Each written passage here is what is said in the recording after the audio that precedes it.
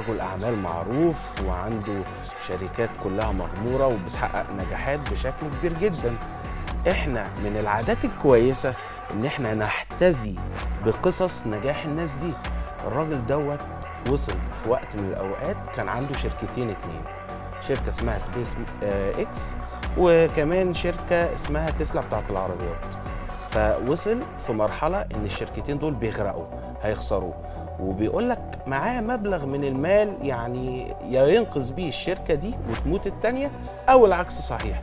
ولو فكر يقسم المبلغ على الشركتين الاتنين هيغرقوا ويموتوا برضه.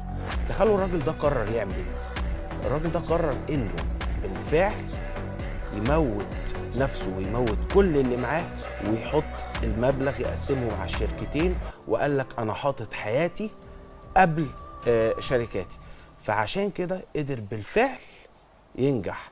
إذا